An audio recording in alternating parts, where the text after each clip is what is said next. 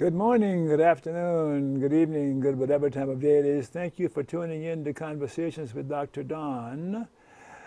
For your first-time viewers, Conversations with Dr. Don is an ongoing series of one-hour standalone talk shows where I interview interesting people like most of you out there about who they are as unique, one-of-a-kind individuals. And my guest this evening is Dick Mase. And I hope we checked the spelling of your email address. We will verify that in a minute. And the topic is a humanist's perspective on gun violence. Dick Mase is a fellow humanist, been knowing him for some years, and he is a humanist who walks the talk. As some people would say, some people have philosophies and all sorts of ideas and religious beliefs, but they don't walk the talk. And I find that some humanists don't walk it quite as much as I would like them to walk it, but Dick is a model guy who lives the philosophy of humanism. Thank you, Dick, for coming on the show again. Thank you. And how are you, sir? I'm doing very, very well. Who told you that? I told myself that. He's also a fellow psychotherapist and counselor, too, so that's another thing we have in common, yeah. And I was nervous, as usual, preparing for the show, and as I talked to my calming friend here, I'm less nervous. Thank you. Yeah, glad to hear that. And I'm well, I'm good, and I'm glad that the rain came a bit here in Portland, because this time of year, the pollen flying through the air causes me to sneeze and go goofy. Yeah. Yeah, that's no fun. Do you have hay fever? I don't. No, I'm lucky. Really? Yeah, but my son just cut down some trees, which I don't like, because of the pollen. But we didn't talk about it before he started cutting. Sometimes there are advantages and disadvantages to just about everything. Yes, yes. So we're going to talk about gun violence. I have a couple comments I'll offer for starters, but then we talked earlier about what we'll be talking about in terms of gun violence and what's going on. And we'll see how it unfolds here. But first, let's do like we usually do. The first half of our 20 minutes of the show, we'll be talking about who Dick Mase is. Okay. We've done it before, but we need to do it again because we'll have some new viewers who will see you for the first time. Right. And when and where were you born? I was born in 1929.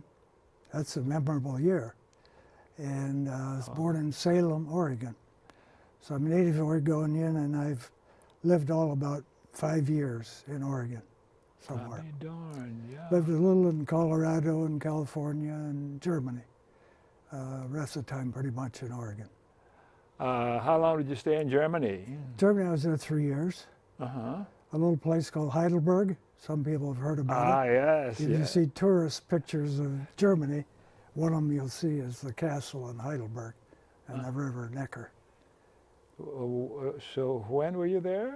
I was there teaching school over there. Uh-huh. I have taught school for about 24 years. And I was a counselor for about 10, school counselor. So that's some of my background. I have a trick question. Sure. Shall I ask it now or later? Now. Okay. We asked you when and where were you born. Your trick question, why were you born? Why was I born? Yes. Why does everybody repeat the question?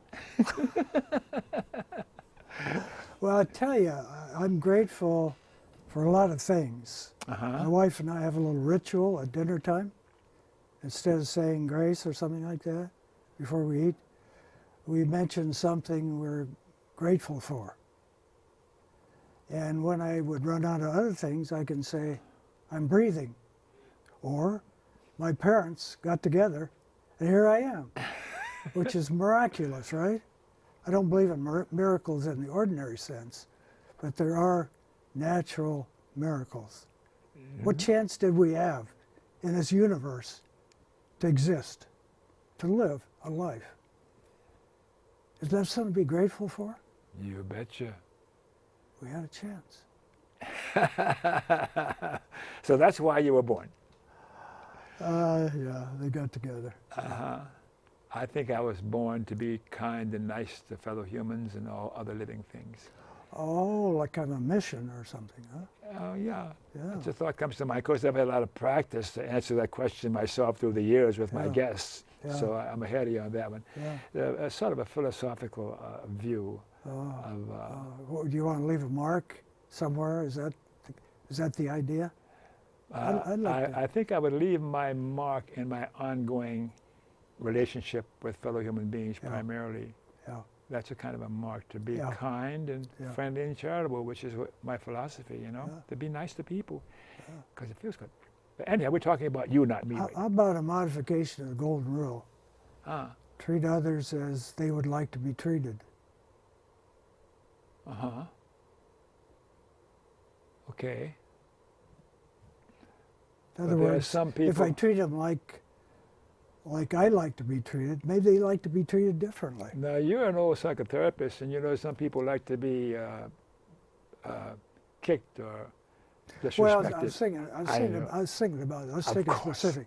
I went to a memorial service today, so death is pretty much on my mind. Oh, yes. And some people on their deathbed want family around. They want love. They want everybody, family, close friends. Other people might want to die alone. Yeah. So take that into consideration. What do they want? Not what do I want or what I think they should want, but what do they want? Yeah. Stay in touch with that, what people want. So how are you doing with the memorial service you were at? Somebody close to you, a friend? Or? Lives on the same floor, or lived on the same floor that I did. And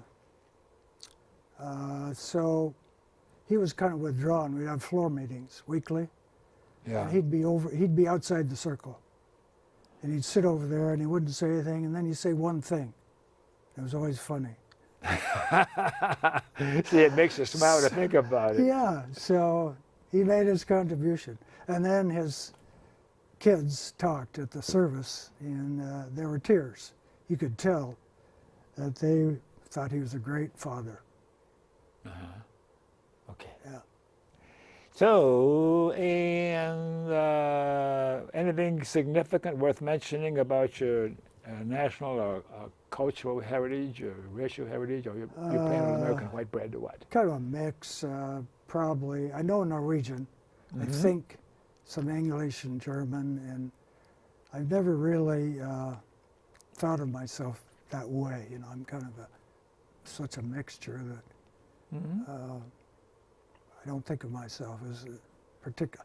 I guess I'm a white guy. You know, I look in the mirror and I say, I guess a white guy, but I don't think of myself that way. Are you a Norman Rockwell white guy? Probably not. Probably not. Okay. Religious preference, do you have one? I'm unaffiliated. I'm a humanist, and I think that humanism we could talk about all night. But humanism, for me, is a wonderful alternative to religious affiliation, because you get something out of humanism you don't get out of atheism. You can be an atheist and be a humanist, but as an atheist, you don't have the same philosophy. Who knows what your philosophy is, your behavior is as an atheist? You don't know. All you know is what you're against. You don't know what you're for. Interesting. So what are you for as a humanist? Am I for? I'm for what you are, what you expressed earlier. Yeah, kind, friendly, and charitable, being nice to people. Treat people well, treat people as most people want to be treated. Yeah. Right? Yeah. You pointed out there might be exceptions. Yeah. Masochists, you know. But did you ever have a religious affiliation early on in your life? I was once a Presbyterian because I played basketball. So I played on the Presbyterian basketball. They recruited me. They recruited you? Yeah. I did meet my wife in the Presbyterian church, so I'm always forever indebted to the church for that. Does she like you? Depends on the day. Some days she likes me much better than other days. Sometimes it depends on the hour. But my responsibility is not to behave according to external, other people, but behave looking at myself, not blaming others for how I behave or how I think, but taking the responsibility for everything I think, everything I feel, and everything I do. It's not that I do that all the time, but that's my direction, my goal. Yeah. You asked some good questions. I've been practicing. Yeah. What do you teach in Germany? I think you mentioned it. Well, I was teaching quickly. social studies over there, and that's one reason that I'm here tonight, is because in social studies, I tried to help kids see that if they participated in events, public policy, things like that, that's a good thing. Of course. Used to take kids down to the state legislature, for example. In Salem? Yeah, in Salem, and they'd come up with bills, and they'd try to appeal to the other members of the legislature. It's like a mock legislation event. But anyway, so here I am telling kids it's a good idea to participate, and so I'm doing that too. I'm doing that like tonight. That's why one reason I'm here tonight. Okay. Is because I like to see people participate in things that matter to them. Can I mention something about that? I don't remember if you did. Say it again, please. Well, HEART is a program you and I saw recently. Humanist, the Greater Portland program. Yes. HEART, Humane Education Advocates Reaching Teachers. And I got on their website and I found something that's just, I'll always remember till I get dementia. And what you do is you take a sheet of paper and you put 3 concentric circles on the paper. You have a little circle in the middle, you have another circle around that, and you have a third circle around here like this. What do you put in the middle of that circle? You put what breaks my heart. What breaks my heart? So what breaks my heart? A lot of things, but one thing is gun violence. People dying from homicides and suicides and unintentional gun deaths. That breaks my heart. Why? That goes in the second circle. Because it's preventable. Okay. It doesn't have to happen. Okay. What goes in the third circle? Yes. What can I do about that? I like that. And there's lots of things that I can do about that. And that's another reason why I'm here tonight. I'm doing something about that by coming here. Okay. And thank you for inviting me. But don't you like that? What breaks your heart in the middle? Yes. I need to remember that. And I also need to remember before we eat dinner that I would say to my wife, what did I do today that was loving and kind? See, I keep learning from you after all these years. That's a good one. That's a good one. Yeah. So we'll talk some more about why you're here and gun violence in the second half of the show. And you mentioned your education. And did you speak German when you taught in Germany?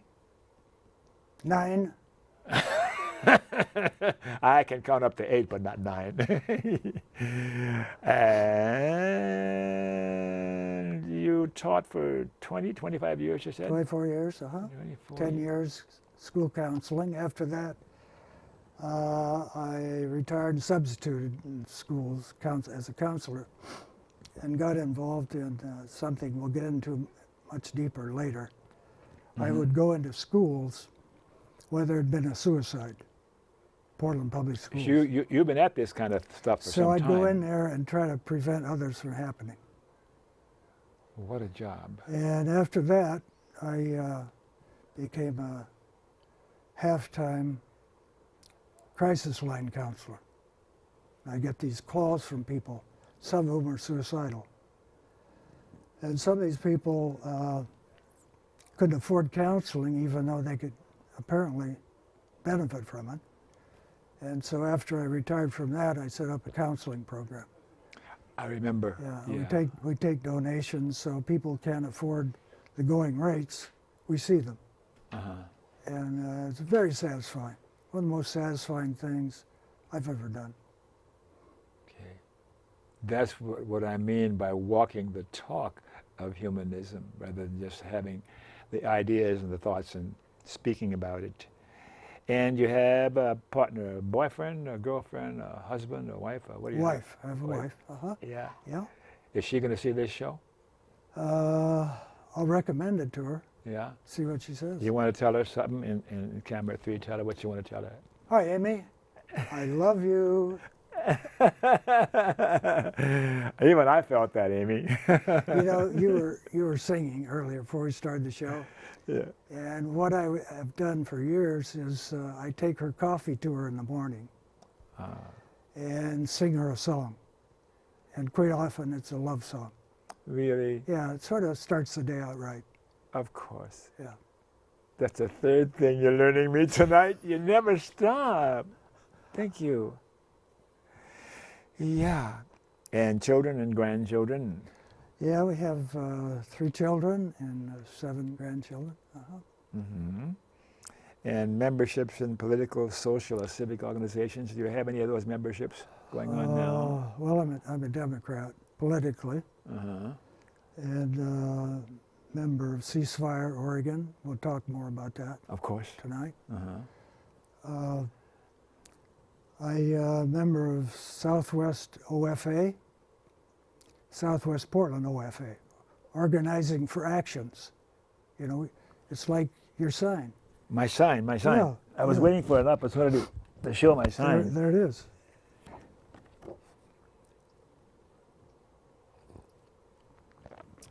Yeah, I've had a good time. I started this one a couple of days ago, and the first time I wore it, in Fred Meyer's, a big supermarket we have in Portland. And when I walked in the front door, there were a couple of fellas leaving the store, and one of them said, "Let me read your sign." So I paused, and he read it, and he came over and he gave me a big bear hug. Thank you so much. This blew me away. I've got a collection of signs. You know, I'm a protester from the 60s and 70s era. And then when I left him, 2 or 3 other people after that were giving me the thumbs up. You know, so I'm going to wear that sucker out, man, because I get a lot of strokes. But what Gandhi and MLK were about was nonviolent, direct action. Yeah. So Organizing for Action, we meet every other week and talk about what we're going to do. Not what we're going to talk about, but what we're going to do. And we do things. We go to, we write letters to the editor. We go to rallies. We go to meetings. We go to the state legislature. We talk to friends, and we do things. You go to Salem? Yeah. Oh, terrific. When there's a bill that we're concerned about, I don't go often enough. See, now you're making me feel guilty. Well, you go down there and talk to the whole legislature. Yeah, I've when never they done let that. me come in to address them.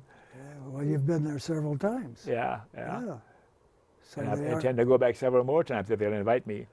To do the opening invocation, sort of invite them to relax a little more and be more involved with what they're talking about, that they're caring for fellow human beings as their primary reason for being there. You can forget that sometimes, can't you? Oh, yes. Yeah. It's so caught up. And persons from the past are alive today that you particularly admire or admired or look up to. Any names come to mind? Well, the people that you like, pretty much. You mentioned a couple of them. Yeah. I really like Obama.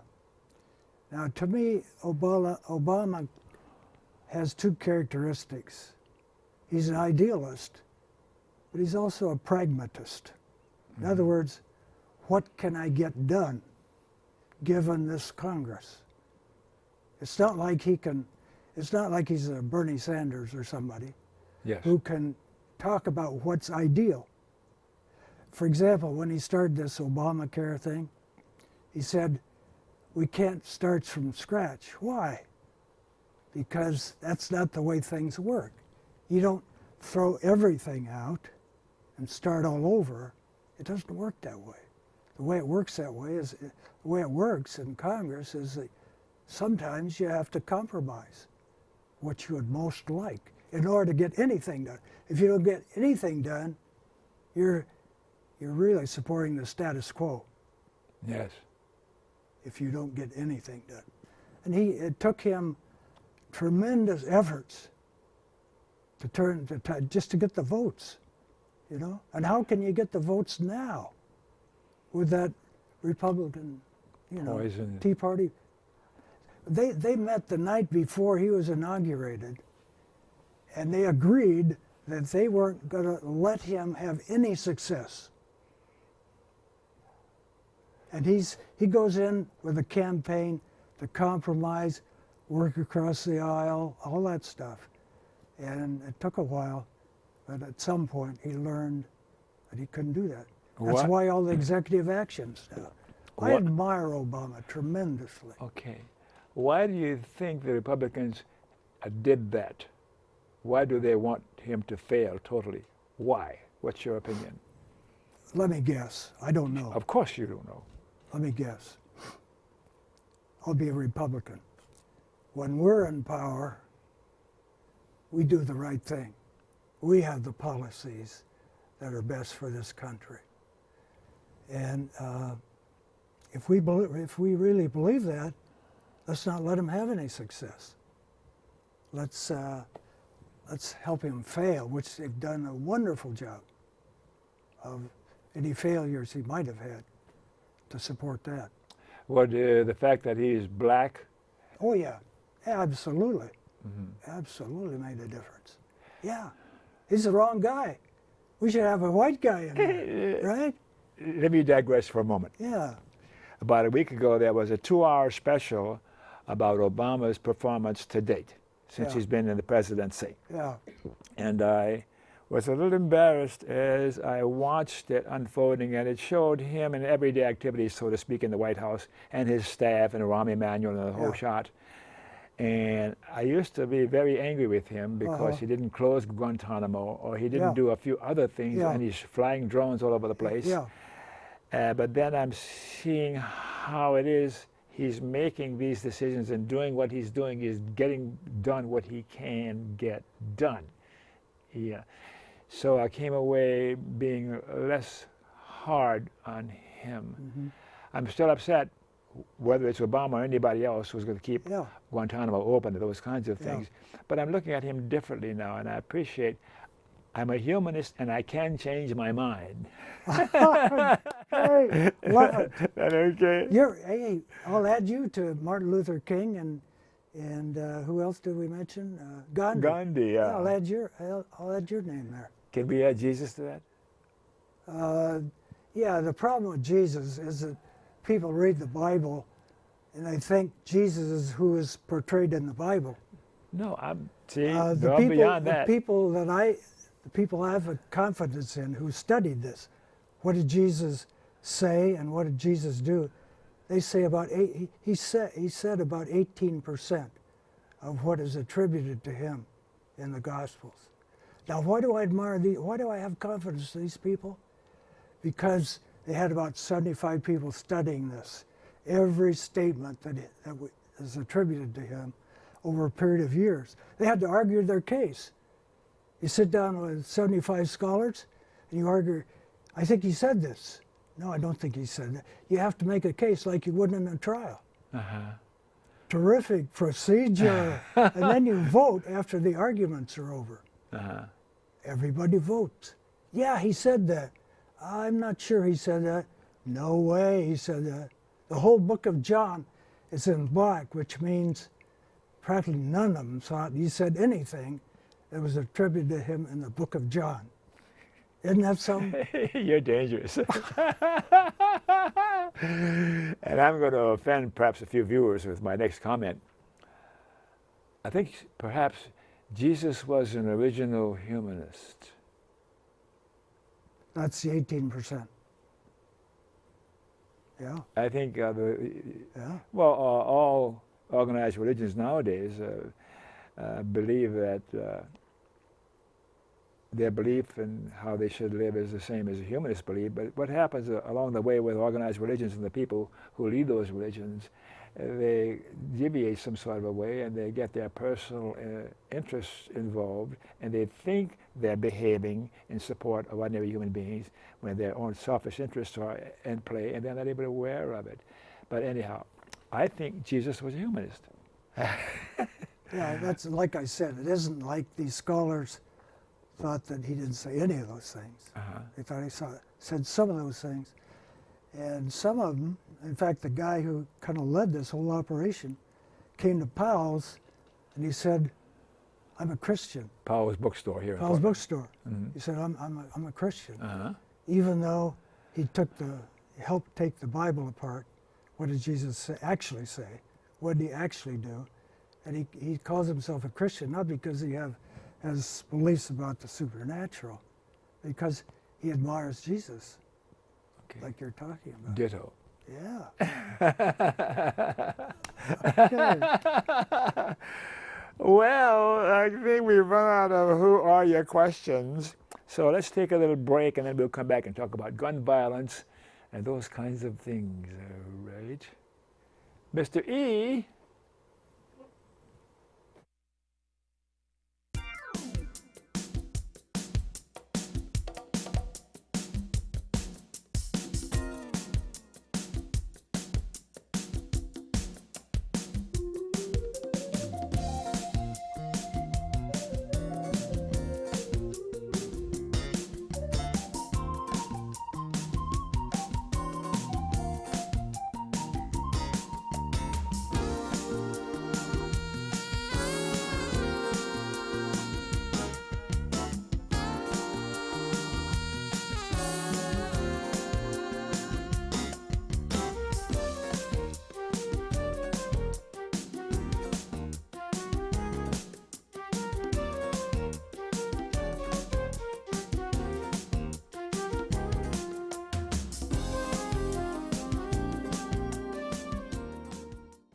All right, looks like we're back, and thanks for staying tuned.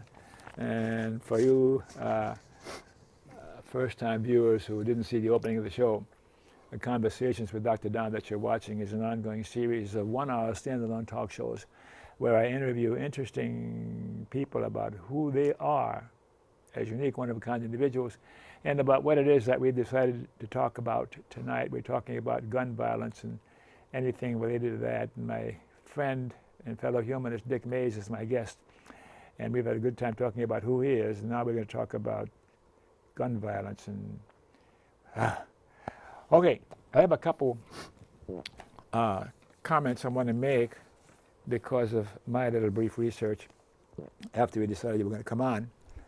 And gun violence may be broadly defined as violence committed by the use of a gun. That's simple and straightforward. This is from Wikipedia. And the intentional use of physical force or power, threatened or actual, against oneself, another person, or against a group or community, that either results in or has a high likelihood of resulting in injury, death, psychological harm, maldevelopment, or deprivation. In the U.S., the term gun crime was common, especially in the years leading up to the passage of the assault weapons ban of 1994, which expired in 2004. Since then, gun violence is a commonly used term. I have one more comment. Yeah. The use of firearms in suicides ranges from less than 10% in Australia, to 50% in the United States, where it is the most common method and where suicides outnumber homicides. In the U.S. in 2011, 67% of homicide victims were killed by a firearm. 66% of single victim homicide, and 79% of multiple victim homicide. So let's stop, because we want to hear from you about what you're going to say about gun violence and things related to it. I think you mentioned a little bit about how you came to be interested in gun violence. Yeah. Yeah, but sometimes when you're really passionate about something, like I am about this subject, there's a personal experience that you have along the way. You know, you can see this happening with Gabby Giffords, Yes. Mark Kelly. Yes. You can see this with some of the parents at Sandy Hook Elementary. Uh-huh. And so I had a personal experience with gun violence. Tell us about it. Yeah. My best friend in high school and college and as an adult was such a good friend that he had talked his parents into having me live with them for some of my college years. Uh-huh. My family moved out of town where I was going to college, so they took me on. So we were very close friends. Uh-huh. He had a wife and 3 children, very loving family, just a marvelous family. And you knew him through the years? Yeah. And when he was 51 years old, he took his life with a gun. And I sat there in the memorial service, and I said to myself, seeing the suffering that was done with that suicide, I was going to do whatever I could to prevent those things from happening in the future. That's what got me into the suicide study and the suicide rescue attempts and things of that sort, working on the crisis line, going into the schools after a suicide. What year was this that he killed himself? This was 1980. Uh-huh. So it's been a lot of years, almost 25 years or so. But events like that stay with you, you know? Of course. And so the suicide work, you already said it in a way. The suicide work, if you're on the line with somebody and somebody is talking suicide, one of the questions you ask is, do you have a gun? Yes. No, don't get one. You know? Because you know if there's a gun accessible to them, that increases the chances of their completing suicide. If somebody attempts suicide with pills, there's about a 10% chance of death. If somebody attempts suicide with a gun, like my friend, there's about a 90% chance that you'll kill yourself. So guns, you can see how guns and working with suicide carried over into guns, gun violence, homicides. I mean, if there's anything worse than a suicide, maybe it's a homicide. You know, at least in suicide, you have some kind of choice sometimes. But in a homicide, you're a victim. Yeah. You're an innocent victim often. Okay. So suicides, homicides, and then the kids who are unintentional deaths. Unsafe storage of a gun in the home, unlocked gun, loaded gun, kids find it. Do kids get curious about guns? Sure they do. Of course. Are they going to play with that gun? Very likely if they find it. How do you stand on gun control? Well, for one thing, I don't use the word control. And the reason I don't use the word control is because some people drop out right there if I'm talking to them. I don't want to be controlled. I don't want to be controlled either as a person. Of course. So I talk about gun safety, and I talk about reducing gun violence. Is there anybody who's against reducing gun violence, who isn't in favor of reducing gun violence? I mean, if you talk to anybody, would they admit to be against reducing gun violence? I think it'd be very hard. I never realized how important that word is, control. And people drop out if you talk about control. And George Lakoff talks about the terms we use. use. He's one of our heroes. Yeah. Both of us, yeah. But it's amazing. See, now that's 4. I'm keeping count of the things you're learning me tonight. Okay.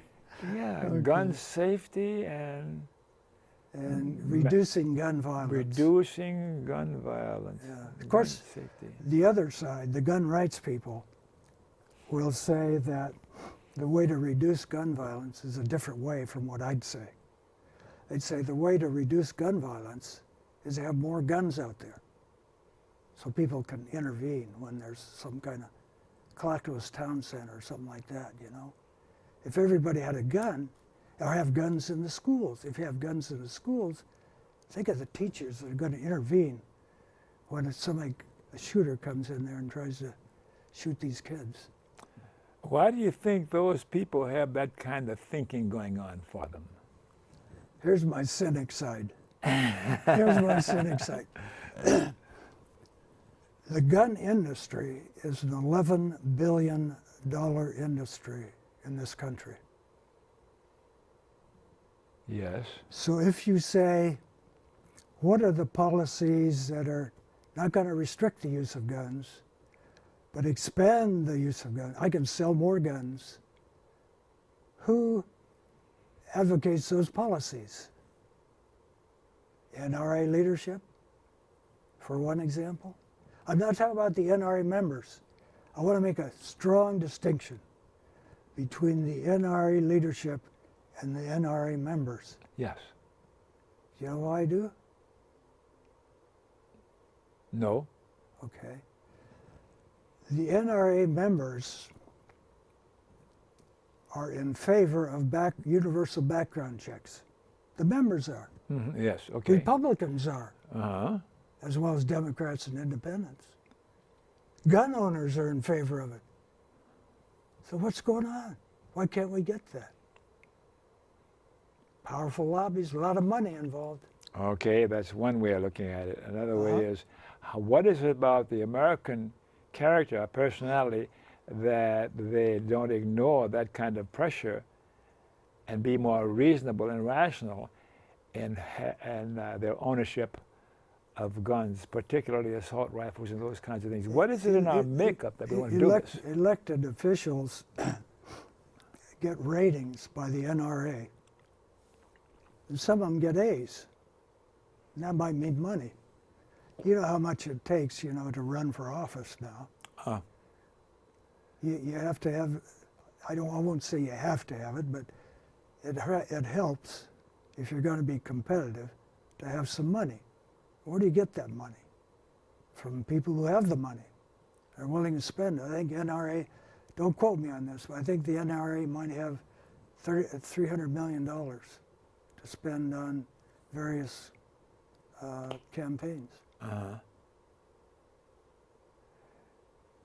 So It's part of the problem with our political system, where you have to have so much money, and the campaigns last so long. we can spend an hour talking about our political system and the Yeah, status of democracy in America. Let's get back to gun violence. Yeah. And I think you answer the next question: how popular is universal background check legislation with the public? Yeah, it's popular with all these groups, 80–90% with most of them, and that's why it's hard for some people to understand. What's the problem? We tried to get universal background checks in Oregon the last session. We're one vote short. One vote short. One vote. Yeah, and so there's a chance, although they might have to go to the initiative. If the public is for it, you can as a backup plan. You'd like to get to the legislature much easier. Sure. Because it costs so money and so much organization involved in initiatives, but you can have that as a plan B. Aren't we supposed to be having background checks at Oregon gun shows right now? Yeah, we do have them. We do have them. Do they work? They work for a lot of people. I think there's, last time I saw the figures, like 2,700, 1 year, 2,700 people were prohibited from buying guns, who tried to buy guns in Oregon. So they work, but the problem is this. The problem is that unless you have universal background checks, people can buy them from some guy who's selling them out of the trunk of his car. or some private seller who doesn't do background checks. So you can still get arms, guns. Let me give you a specific example. There was a guy who was let out of prison in Washington State. This is March of 2013. And he'd been in there for assault, armed robberies. He'd been in there 7 years in prison. His grandparents picked him up when he was released from prison, and they had a welcome home party for him. So he goes to the welcome home party in the Seattle area. The next morning, his mother, their daughter, tried to reach the home and wasn't able to. So she went to the home, and there are her two parents, his grandparents, strangled to death.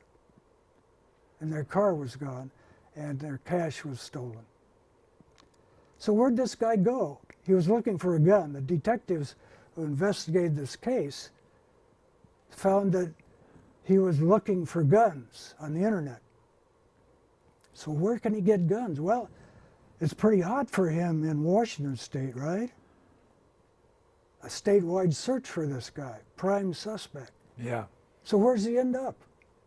He ends up in Lincoln City in a motel. Here in Oregon? Here in Oregon. Uh-huh. And some of the other prisoners said that he was going to, when he got out, he was going to kill cops and his family. Well, he killed a part of his family. He was going to suicide by cop. In other words, have a shootout with cops. So he comes to Lincoln City. And the only reason he didn't get guns and have a shootout with cops is because when he checked into the motel, the desk clerk had just seen a TV report with his name. He signed in with his own name and his face. And she said to somebody else who worked there, when he came, he just checked into our motel. So they alerted the police. Police came over, prevented him from getting a gun. Now, could he get a gun in Oregon? That's what I just said. Sure, he can get a gun in Oregon. Anybody can get a gun in Oregon. Yeah. Maybe not at a place where they have background checks. It's only gun shows with licensed dealers. So, I hear what you're saying, and I am probably more concerned with more ordinary citizens getting guns by whatever means and killing fellow citizens. Yeah. What can we do about that situation? And background checks, as you said, there's so many loopholes and so many ways you can get guns, person to person, and evade all of that.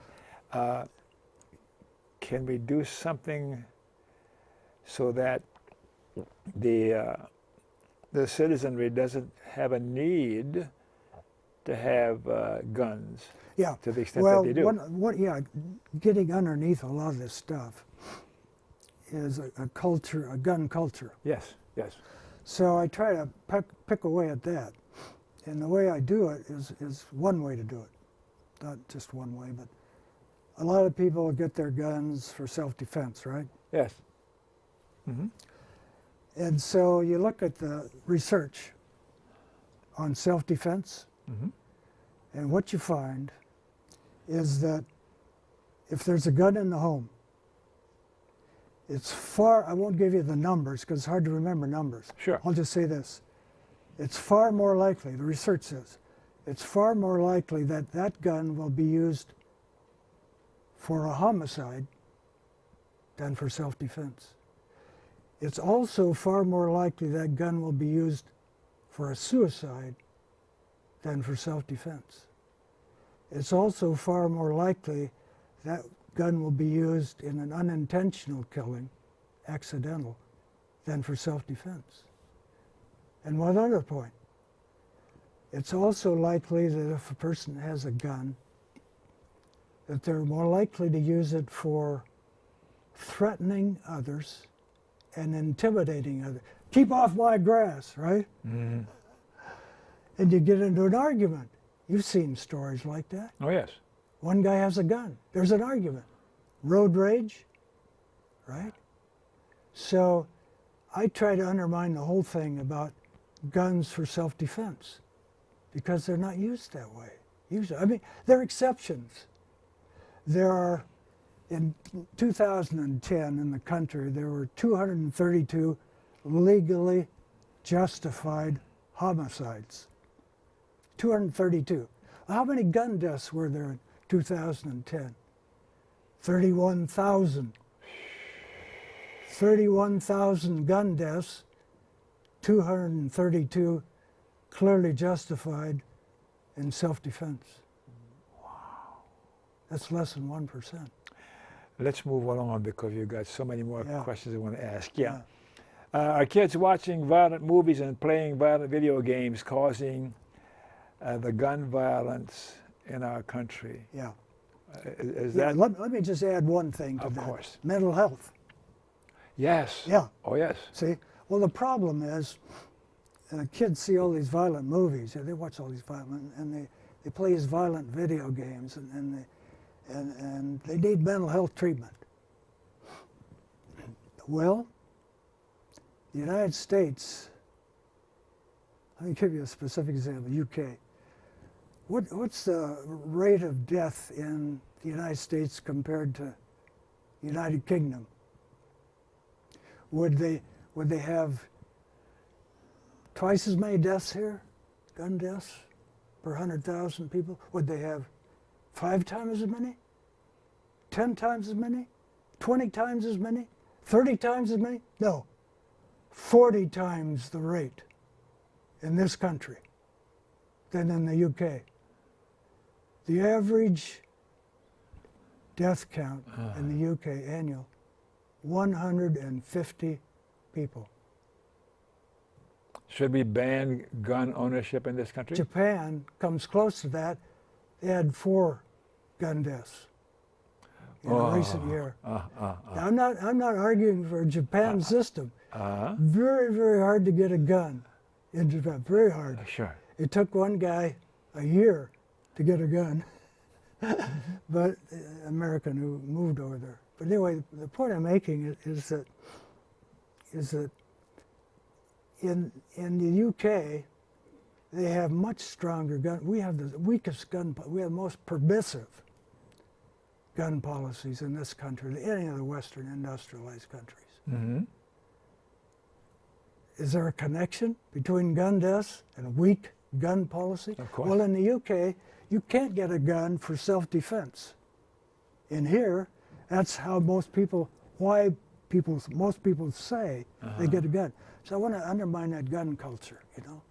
If it's for self-defense, do you realize what the likelihood is it's being used for self-defense? In fact, let me go further on self-defense. If there's a robber breaking into your home, that's what you want to protect yourself against, right? Yes. If there's a robber breaking into your home, what's he looking for? Guns and jewelry, right? Guns and jewelry. Yeah. So if you want to keep people from breaking in, that's the stereotype, right? I'm protecting my family from these strangers who are going to break into my home. So I need all this firepower. I need all these guns. A lot of people have a lot of guns, not just one. Would you ban gun possession in America? Well, I'd be like Obama. I'd say, what can we do? We couldn't even get a universal background check. That's weak. In fact, one of the daughters of one of the victims in Clackamas Town Center shooting said, I'm embarrassed to say that all we're trying to get is universal background checks. It's an embarrassment. So instead of banning gun ownership, you have certain things that you can do to manage or do something about this epidemic. Yeah, you can do a lot of things. That's the beauty of it. You can do 10 different things, you know? You can. The focus here in this state just happened to be universal background checks. Why? Because it may be the easiest thing to get. So then you wouldn't ban gun ownership in our country, but you would do what? Tell me two or three things that you would do. Universal background checks. Okay, one. I mean, anytime a person buys a gun in Oregon, he has to have a background check, he or she. Universal background checks. Okay. Now, we're talking about not what is doable in the near future, but here's some other things that could be done. I saw Earl Warren interviewed. Remember him? Former Chief Justice, yeah. Former Governor of California. Yeah. And the interviewer says, do you think there should be a 15-day waiting period before you can get a gun? He said, no. Should be a 30-day waiting period. How about a waiting period? How about suicides in waiting periods, huh? What would that do? Many of the suicides are impulsive, especially young people. Mm-hmm. And if you give them, wait a couple of days. So you shouldn't be able to own a gun unless you've gone through a universal background check. And before you can buy that gun, you got to wait 15 to 30 days before you can buy. So that's two things you can do, waiting period. Another thing is, how about these large capacity magazines?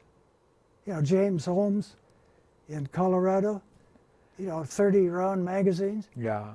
I need to be able to shoot 30 bullets quickly. Right? What about the guys who say, well, I'm a sportsman and I have fun with this multiple... I think I wouldn't even argue the point about hunters and target shooters and even gun collectors. I'd restrict myself to the other things that we've talked about. So you can limit how many guns you can buy, how often, that kind of thing too. So there are lots of things that could be done. So we're talking again about, instead of control, what's the words you use? Gun safety, reducing gun violence. Reducing is the. So these are things you can do to reduce gun violence. Yeah, absolutely. If somebody can show me that you can't reduce gun violence by doing these things, I'll stop talking about it. Right? Let me ask you, what's going on in our country today with the economic situation, and it's not called the Depression, but there's a certain number of people who are so disenchanted and unhappy because they can't feed their families, then their depression, and a certain percentage of those are going to act out in rebellion and anger. So if we do something about the economic situation in our country and the huge difference between the super rich and the ordinary working people, and if we had a livable wage across the board, then this would probably find less people more interested in buying guns and accidentally or incidentally using them to kill themselves or other people. I agree. Yeah, good point. Yeah. Bernie Sanders should be our president, and he should be pursuing those kinds of socialist ideas. Well, he's an idealist, that's for sure. And he gets some things done too. Yes. Yeah, I don't want to take that away from idealists. But you have to, sometimes you have to get votes, Sometimes you have to get votes in the Senate, sometimes you have to get votes in the House to get certain things done. You're limited to executive actions if you can't get those votes. What do you think the remainder of Obama's performance is going to be before the next election? He'll get done what he can get done. And the next election is really critical because if the Senate should turn over, he's severely limited in what he can get done. Severely limited. Do you have any closing thoughts or comments for the viewers about? Yeah, I do have. Anything else? We're going to have you look at camera 3 and talk to my viewers out there. Maybe there's one of you out there, might even be two viewers, who will take what I said initially about what breaks your heart and then extend it to that to why and what can I do about it. And if unnecessary homicides and suicides break your heart, consider doing something. One way to start would be by getting on the internet and putting in Ceasefire Oregon. And that might be a start for you to do something about what breaks your heart. Well, you blew me away again, and I really enjoyed having you again. So we're going to get ready to close down with some public service announcements. And I was a member of the NRA for about 3 years. And then some things happened along the way, and I didn't renew. I'm sort of strange in my beliefs, but my bottom line, I think it conflicted with my idea of being kind, friendly, and charitable. But anyhow, I'm digressing now. Let's do some public service announcements, Mr. E. Thank you for watching, and to watch my shows on the web, Google Don Baham, YouTube, and there's a whole bunch of shows that I've recorded over the years. And I got to tell you about the American Civil Liberties Union, the ACLU. Go to the ACLU, that website, and learn more about the ACLU, because our civil liberties are in jeopardy, and we've got to save them. End corporate personhood, go to movetoamend.org so that we can end corporate personhood and take back our country. And to learn more about humanists and humanism, go to the AmericanHumanist.org, www.AmericanHumanist.org, to learn more about humanism. And the Alliance for Democracy is a great organization, an activist organization that I belong to. There's a national website, and then there's a Portland, Oregon website, where we're working hard to save our democracy and reverse Citizens United and those kinds of things. So that's how you can get into it. Oh, okay, I got to tell you to remember KFC. Not Kentucky Fried Chicken, Dr. Don's KFC. Kind, friendly, and charitable. Be kind, be friendly, and be charitable. And you too. And you too. And Mike's making faces at me. And you too, Harvey. Thanks again for watching. I enjoyed being with you this evening.